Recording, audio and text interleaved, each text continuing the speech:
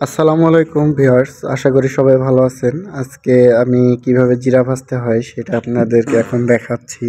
জিরা ভাজার সময় সবসময় খেয়াল রাখতে হবে যেন চুলার আঁচটা মিডিয়াম এবং লো থাকে, কারণ জিরা যদি বেশি তাপে ভাজেন তাহলে কিন্তু আগেই উপরের অংশটুকু পুড়ে যাবে এবং আপনারা হাত দিয়ে নেড়ে নেড়ে দেখবেন যে জিরাটি শক্ত হয়েছে কিনা এবং হাতে নিলেই মচমচ করবে। এরকম পর্যায়ে আগে ভেজে নেবেন। অন্যদিকে আমি এইদিকে কিন্তু ব্লেন্ডার রেডি করে রেখেছি, যাতে ব্লেন্ডারে আমি এটা ঠান্ডা করব। করার পরে জিরাগুলো ঠান্ডা করার পরে আমি এখানে ব্লেন্ডার করব গুঁড়া করার জন্য। একটু মাঝে মাঝেই নাড়বেন এবং অবশেষে দেখবেন যে হয়েছে কিনা।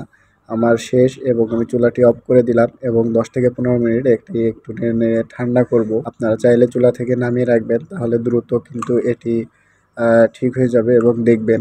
আর এখন আমি এটি ব্লেন্ডার করব। ব্লেন্ডার করার জন্য ব্লেন্ডারের জারে আমি এখন নিয়ে নিচ্ছি এবং আমি ব্লেন্ডার শুরু করলাম। তো দেখতেই পাবেন অল্পক্ষণে এখনো আমার জিরাগুলা অনেক গরম আছে। আপনারা চাইবেন চেষ্টা করবেন, দেখুন ধোঁয়া উঠতেছে। আপনারা চেষ্টা করবেন ঠান্ডা করার পরে করার। একটু গরম থাকলে ভালো হয় দ্রুত, কারণ একটু বেশি থাকলে বেশিক্ষণ রাখবেন তাহলে দেখবেন জিরাগুলা খুব ভালো হবে। দেখেন ধোঁয়া আসলে কত হচ্ছে, কারণ অনেক এখানে গরম হয়ে যায় এবং জিরাগুলা দেখতেই পাচ্ছেন খুব সুন্দরভাবে কিন্তু আমার ব্লেন্ডার হয়ে গেছে।